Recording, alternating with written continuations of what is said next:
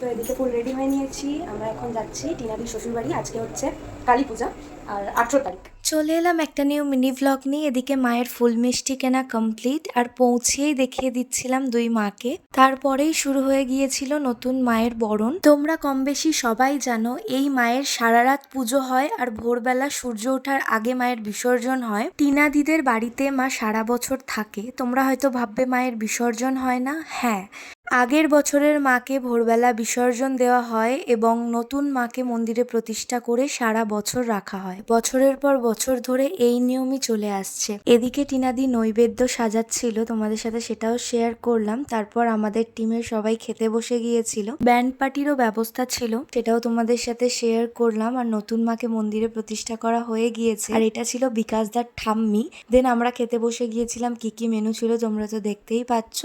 চলো বাকিটা নেক্সট পার্টে আসছে।